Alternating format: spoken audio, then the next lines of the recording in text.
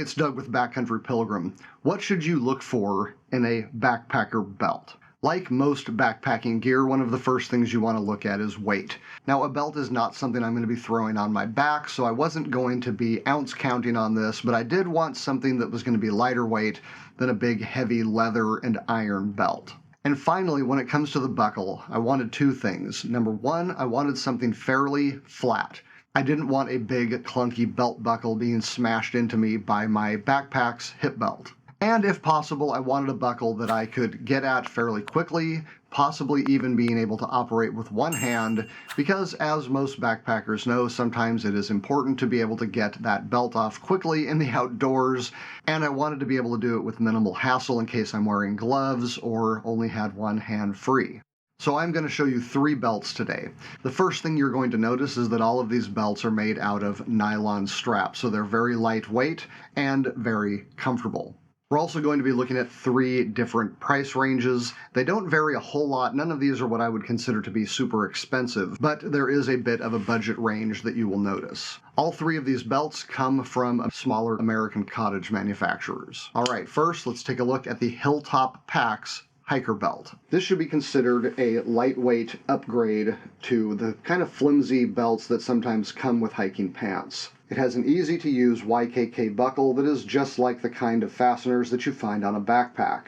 It's very easy to use if your hands are cold or if they are wearing gloves. It uses 1-inch heavy-duty webbing. The way this belt works is pretty much the same way that a backpack strap does. If there is too much of this hanging off when you have put it on, you can always trim it.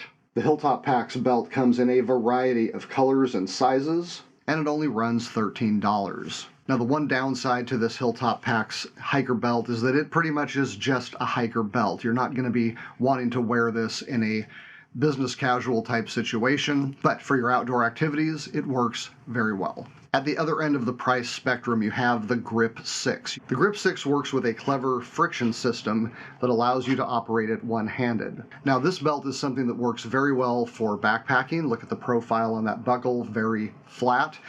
The one-handed operation is appreciated, and it looks pretty decent even if you are at work and you have to dress up somewhat in business casual. I've even snuck this in under a suit a couple times. Now, one of the nice things about the Grip 6 is that it comes in a wide variety of buckle colors, materials, widths, and designs. Those designs come at a fairly wide price spectrum from about $35 to $60. However, most of the belts can be had for under $50. I got pretty much the most basic buckle out there, but it has served me well. Now, one thing I have noticed about the Grip 6 webbing is that it has tended to kind of morph. So I've got some compression marks along the belt. You don't really notice those when it's on, of course, because those are being caused by the pants belt loops. However, it does make it look a little funky when I pull it out of the closet. Another consideration with the Grip 6 is that this part really needs to be fed back through other belt loops, and because it is on the inside of the buckle when you put it on,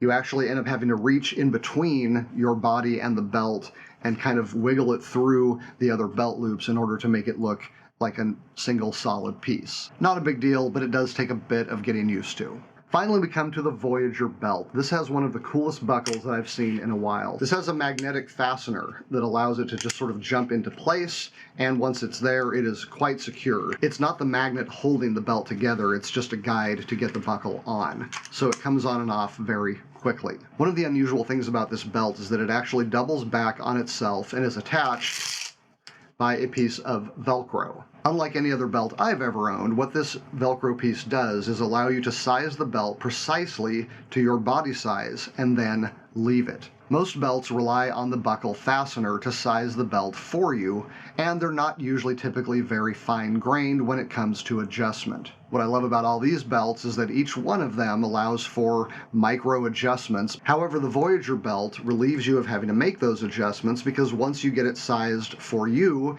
it stays there. Because it's not relying on the buckle at all for its sizing, it's always the right size as soon as you put it on. Benefits often come with downsides though, and the downside to the Voyager belt system is that this large loop system here does make it a little difficult to feed through some smaller belt loops. Now, the Voyager belt has worked on all of the pants that I've tried it on. However, they had to put the belt through backwards, the opposite way I usually do, in order to avoid having to pull this all the way through the whole belt loop system. Not a big deal, but it is something you might want to think about. The webbing on the Voyager belt is a bit wider. It has a bit more of a normal belt look to it. As this is a new product on the market, the Voyager belt only comes in about 4 different colors right now, but they are the ones you're probably going to get anyway. The Voyager belt runs $30. Alright, I hope this little tour through my belts Alright, I hope this little tour through some hiker belts has been beneficial to you. There are links in the description of the video below if you would like to use those. Some of them will help the channel out. If this was helpful, give the video a like and subscribe to Backcountry Pilgrim if you're into hiking, camping, backpacking, and the gear that goes with it. Until next time, I'm Doug. Thanks for watching.